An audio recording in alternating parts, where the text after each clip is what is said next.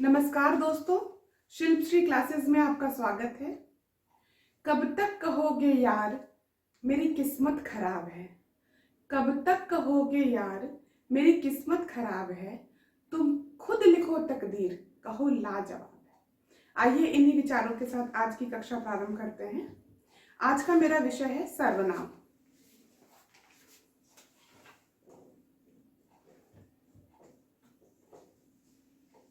पिछली कक्षा में हमने संज्ञा के विषय में जाना था। आज हम सर्वनाम पर चर्चा करेंगे। सर्वनाम का अर्थ आप इनके शब्द को तोड़कर लगा सकते हैं। सर्व धन नाम, अर्थात कह सकते हैं सबका नाम, यानी संज्ञा के स्थान पर जिस शब्द का प्रयोग किया जाता है उसको सर्वनाम कहते हैं। आप अच्छे से जानते हैं संज्ञा की जगह जो शब्द प्रयोग में लाए जाते हैं, यही परिभाषा हो गई इसकी। सर्वनाम की परिभाषा, जो शब्द संज्ञा के स्थान पर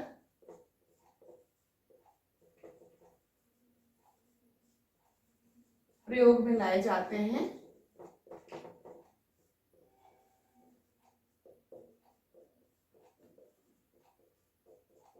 वे सर्वनाम शब्द कहलाते हैं। जैसे मैं, तुम, मेरा, तुम्हारा, उसका, वह, वे आदि, ये सारे सर्वनाम शब्द हैं जो संज्ञा की जगह पे प्रयोग में लाए जाते हैं। अब हम ये कह सकते हैं सर्वनाम की उपयोगिता क्या है। तो ये भाषा को सरल बनाती है, सहज बनाती है और सुंदर बनाती है। बार बार आप संज्ञा शब्द का प्रयोग करेंगे किसी भी वाक्य में तो वह अटपटा सा लगता है। जैसे राम बनारस जा रहा है, राम के पिताजी भी उसके साथ जा रहे हैं, राम वहां पर पढ़ने के लिए जा रहा है, राम वहां पर संस्कृत विश्वविद्यालय में प्रवेश परीक्षा देने के लिए जा रहा है। बार बार आप राम शब्द का प्रयोग कर रहे हैं तो ये वाक्य सारे बड़े अटपटे से लग रहे हैं। आप इसको इस तरह बोल सकते हैं कि राम बनारस जा रहा है, उसके साथ उसके पिताजी भी जा रहे हैं, वह वहां प्रवेश परीक्षा देने के लिए जा रहा है। तो इस तरह के जो वहां, वह, उसके, ये सब सर्वनाम शब्द हैं जो संज्ञा के स्थान पर आकर वाक्य को सरल, सुंदर और सहज बनाते हैं। ठीक है, अब हम सर्वनाम के भेद के बारे में पढ़ेंगे, प्रकार के बारे में। सर्वनाम कितने प्रकार के हैं? मुख्य रूप से सर्वनाम 6 प्रकार के माने गए हैं। ठीक है, कौन कौन से? सबसे पहला है पुरुषवाचक सर्वनाम, जिसके 3 भेद हैं, उत्तम, मध्यम, अभी हम इसके बारे में डिटेल में पढ़ेंगे, और अन्य पुरुष। ठीक है, दूसरे नंबर पर है निश्चित, निश्चयवाचक सर्वनाम,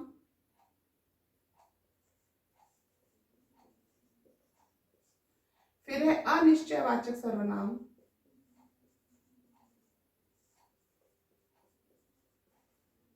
फिर है संबंधवाचक सर्वनाम,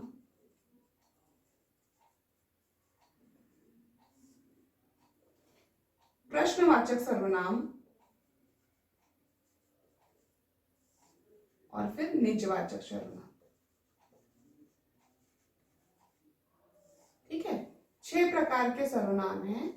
1, 2, 3, 4, 5 एंड 6 सर्वनाम के 6 प्रकार हैं। कहीं प्रश्न पूछा जाएगा कि सर्वनाम के कितने प्रकार हैं, तो आप कह सकते हैं कि सर्वनाम के 6 प्रकार हैं।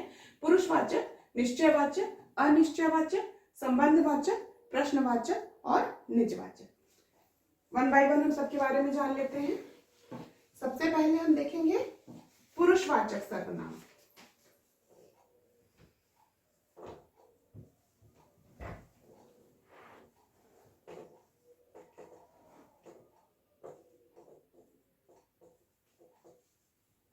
ये सर्वनाम किसी व्यक्ति के स्थान पर आते हैं। कोई व्यक्ति है या कोई मनुष्य है। पुरुषवाचक सर्वनाम यह व्यक्ति के स्थान पर आता है। यह 3 प्रकार का होता है। उत्तम पुरुषवाचक, मध्यम पुरुषवाचक और अन्य पुरुषवाचक।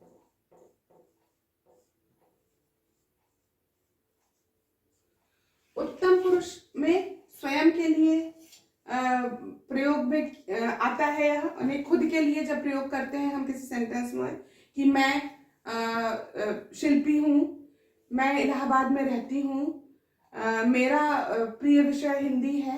इस तरह से जब हम अपने विषय में किसी सर्वनाम का प्रयोग करते हैं तो वह उत्तम पुरुषवाचक सर्वनाम कहलाता है। इसमें मैं, मेरा, हम, हमारा प्रमुख है। इससे संबंधित इसी तरह से सेंटेंस भी बन सकते हैं। दूसरा है मध्यम पुरुषवाचक। ये वक्ता के लिए होता है, वक्ता यानी जो बोलने वाला है, ठीक है। मध्यम पुरुष है श्रोता के लिए, सुनने वाले के लिए, जो सामने बैठा है व्यक्ति, उससे हम बात कर रहे हैं तो उसके विषय में जिस सर्वनाम का प्रयोग होता है उसे मध्यम पुरुषवाचक सर्वनाम कहते हैं। जैसे तुम, तुम्हारा, आपका, ठीक है, आदि। अन्य पुरुषवाचक सर्वनाम किसी अन्य व्यक्ति के बारे में, जिसके बारे में बात हो रही है उसके विषय में जब हम बात करते हैं तो वहां पे उस सर्वनाम को अन्य पुरुष सर्वनाम कहते हैं।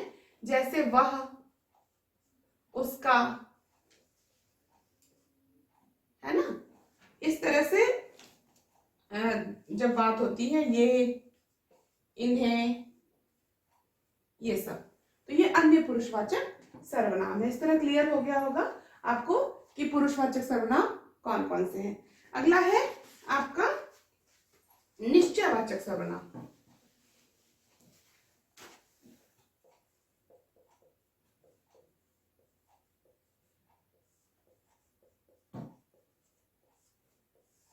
जब हम किसी पर्टिकुलर वस्तु के लिए या व्यक्ति के लिए संकेत देकर बात करते हैं कि यह कलम मेरी है, यह मेरी है, तो कलम नहीं लगाएंगे, ये सार्वनामिक विशेषण हो जाएगा। जब संज्ञा के पहले सर्वनाम शब्दों का प्रयोग होता है तो वह सार्वनामिक विशेषण हो जाता है। यहाँ पे बहुत ही माइन्यूट अंतर है इन दोनों में, ये हम आपको विशेषण पढ़ाते समय समझाएंगे, लेकिन इसकी चर्चा हम आज भी करेंगे, नहीं तो आप यहाँ पे कंफ्यूज हो जाएंगे।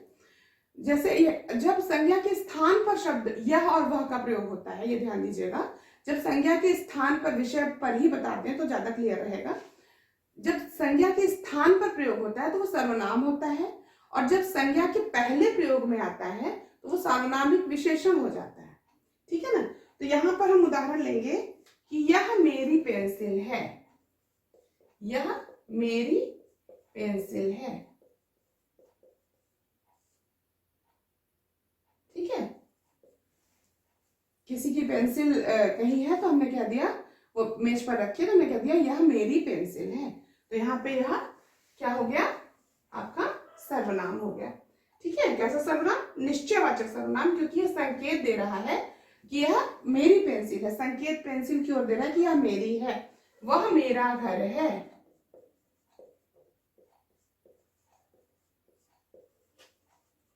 ठीक है। इसी तरह है वह घर बहुत दूर है,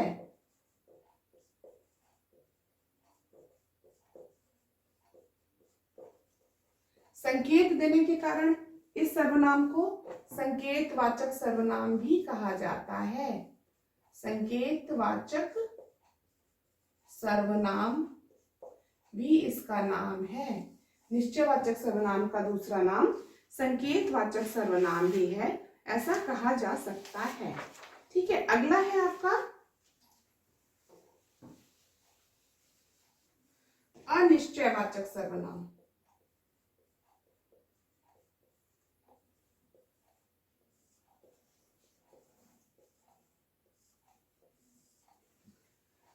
अनिश्चयवाचक सर्वनाम जिस सर्वनाम में अनिश्चित व्यक्ति या वस्तु के बारे में बात हो रही है कि वह, जैसे वहां कोई है, दाल में कुछ गिरा है, निश्चित नहीं है कि क्या है लेकिन कुछ है, बाहर कोई खड़ा है, पता नहीं है कौन है, खटखट की आवाज हुई, हमने कहा बाहर कोई है, हमने शक्ल नहीं देखी, पहचान नहीं हुई, तो वो अनिश्चयवाचक सर्वनाम का हम वहां पे प्रयोग करते हैं। जिस सर्वनाम से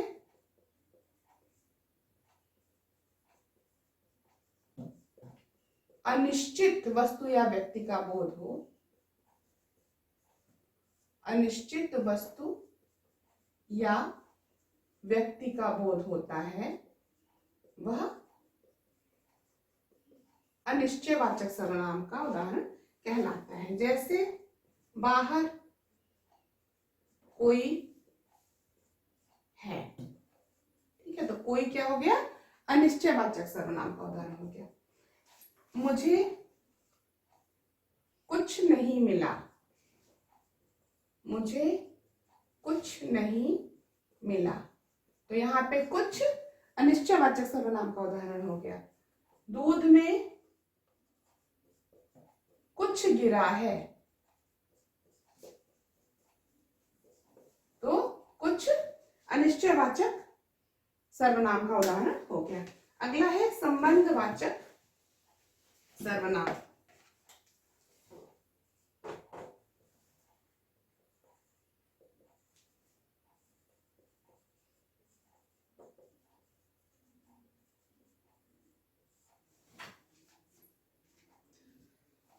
जब दो सर्वनाम शब्दों से संज्ञा के स्थान पर आने वाले, जब दो सर्वनाम शब्दों से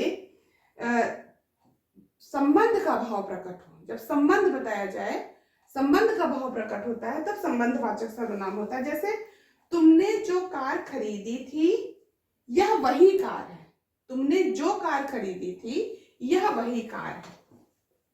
तुमने जो कार खरीदी थी यह वही कार है, ठीक है। तो यहाँ पे यह और जो, ये दोनों संबंधवाचक सर्वनाम कहलाएंगे। यहाँ पे आप कह सकते हैं दो सर्वनाम शब्दों से संबंध स्थापित करना, दो सर्वनाम शब्दों से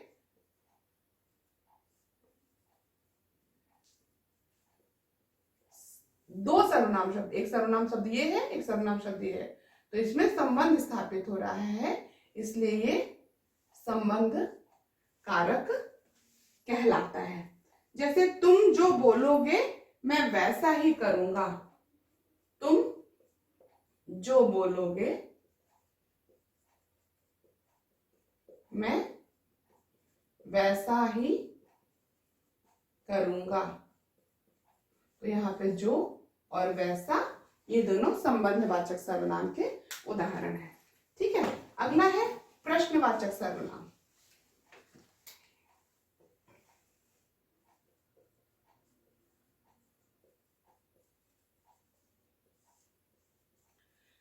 जिस सर्वनाम से प्रश्न पूछा जाए, यानी संज्ञा के स्थान पर आने वाले जिन सर्वनामों से प्रश्न पूछा जाए, प्रश्न का बोध होता है, जिससे प्रश्न का बोध होता है,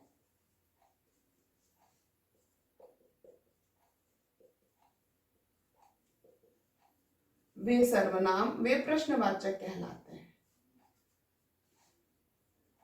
वे सर्वनाम प्रश्नवाचक कहलाते हैं। उदाहरण देखिए, तुम्हें क्या चाहिए,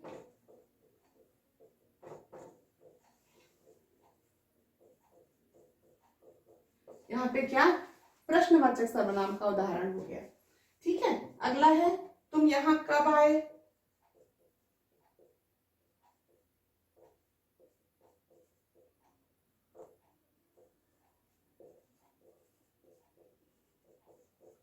कब प्रश्नवाचक सर्वनाम का उदाहरण हो गया। और भी उदाहरण है, यहाँ क्या रखा है, तो यहाँ क्या प्रश्नवाचक सर्वनाम का उदाहरण हो गया, ठीक है। अब आखिरी है निजवाचक सर्वनाम, जिसका कंफ्यूजन हमेशा उत्तम पुरुषवाचक सर्वनाम से होता है। छठवां है निजवाचक सर्वनाम।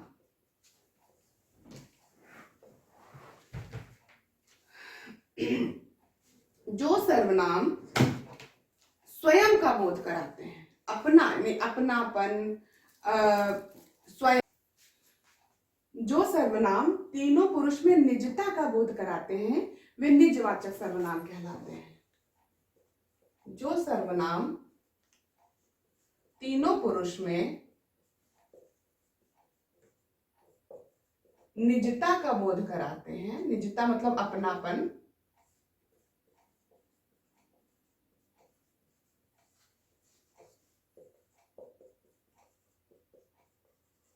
वे निजवाचक सर्वनाम कहलाते हैं। आप प्रयोग के आधार पर इसको आराम से पहचान सकते हैं, ये उत्तम पुरुषवाचक से काफी भिन्न है। उदाहरण में आप देख सकते हैं, मैं अपना काम स्वयं करता हूं। तो यहां पर बिल्कुल स्पष्ट है कि मैं उत्तम पुरुषवाचक है और स्वयं निजवाचक है। ठीक है। वह खुद स्कूटी चलाकर स्कूल जाती है। यहां पे वह अन्य पुरुषवाचक हो गया और खुद निजवाचक हो गया। तुम अपने से गणित का सवाल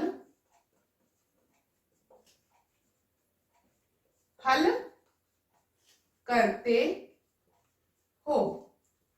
तुम मध्यम पुरुषवाचक हो गया और अपने से निजवाचक सर्वनाम हो गया। इस प्रकार आप समझ सकते हैं निजवाचक सर्वनाम और उत्तम पुरुषवाचक सर्वनाम में अंतर होता है।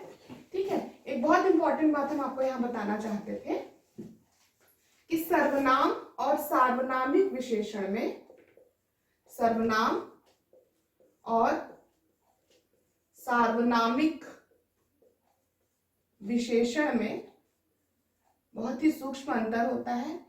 जल्दी लोग नहीं समझ पाते, यहाँ पे बताना साथ में जरूरी है। जबकि हम विशेषण पढ़ाएंगे तो वहां पे भी ये बात जरूर क्लियर करेंगे, लेकिन यहाँ पर भी बताना बहुत जरूरी है। सर्वनाम संज्ञा के स्थान पर आता है, संज्ञा की जगह पर आता है, और सार्वनामिक विशेषण हमेशा संज्ञा से पहले आता है। आप उदाहरण द्वारा देख सकते हैं, जैसे वह बाजार जा रहा है, यह सर्वनाम का उदाहरण है। यहाँ पे वह, और हमने कह दिया वह पेंसिल मेरी है, वह पेंसिल मेरी है। यहाँ पे वह सार्वनामिक विशेषण का उदाहरण हो गया क्योंकि यह संज्ञा से पहले आ रहा है। ठीक है। एक उदाहरण हम और देखेंगे, यह सुंदर है। कोई हम वाक्य बोल रहे हैं, किसी संज्ञा का हमने नाम लिया, उसके साथ हमने कह दिया यह सुंदर है, फिर हमने कह दिया यह पेंटिंग सुंदर है।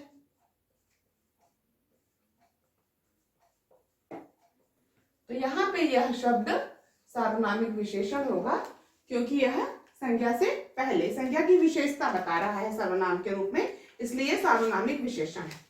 एक बात और हम इंपॉर्टेंट आपको बताना चाह रहे थे, वो यह है कि हिंदी में 11 ऐसे सर्वनाम हैं जो प्रयोग में आते हैं मूल रूप से।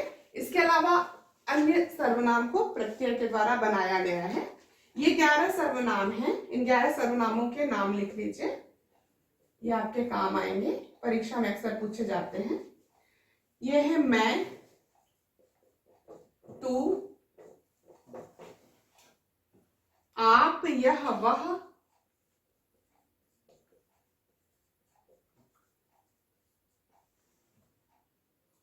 जो, सो, कोई, कुछ, जो, सो, कोई, कुछ, कौन, क्या, कौन, क्या।